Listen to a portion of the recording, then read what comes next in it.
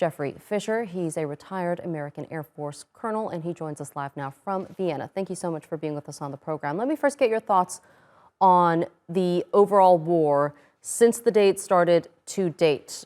What has Russia gained and what has it lost by launching this war? And then we'll get into the counteroffensive. Sure. So first of all, thanks for having me.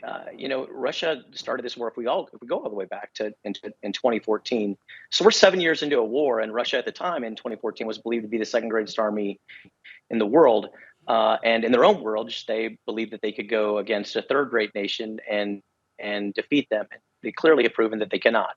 I listened to your early opening segment, and I agree. The counteroffensive for Ukraine has stalled. It didn't go very far, and I think your words are right. History would prove that Russia is very, very good at defensive operations, and that's why Ukraine's had such a hard time. I sometimes think we focus a lot on the land domain, and maybe we shouldn't focus on that too much. If you ask the Russian Black Sea Fleet commander how his summer went, I think he would have a different argument, right, than the Russian Land Forces commander. He lost his command ship, the Moskova is at the bottom of the Crimean Sea, or the Black Sea, excuse me.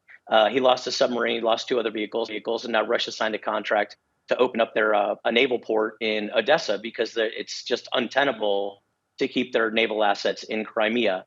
So this is an ongoing battle that really is not shown either side willing to give up, willing to actually cede land. And it's been a very bloody battle. What do you make on the effectiveness of Ukraine's recent counteroffensive? Because many experts believe they used the wrong strategy, and now they're paying the high price for it. Yeah, I would argue that I think Zelensky waited a long time, and in waiting, he allowed Russia to set up those defensive fortifications that you mentioned in your opening segment, which is 100% correct. Ditches, landmines, concertina wire, all these things that would slow down or stall any kind of offensive from Ukraine. And they waited so long, they gave Russia the time to do it. Counter to that point, I guess if you want to defend Ukraine and Zelensky, your argument could be that the West, the United States and NATO were so slow in giving him the assets he needed for that counteroffensive, he was forced to wait. So he didn't have much decision. There's a lot of dynamics that go into that.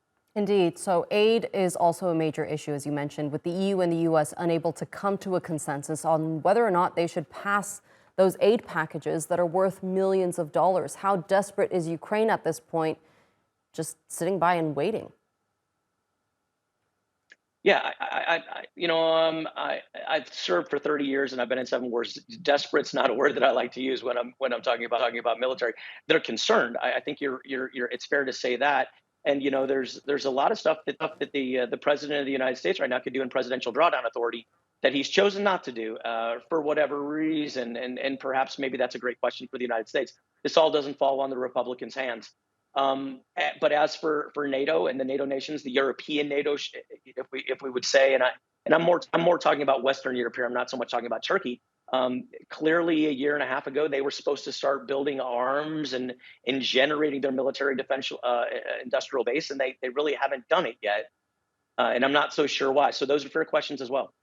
So it seems like we're at a deadlock in this, and you would know better in this phase of the war. But where do you see it leading to?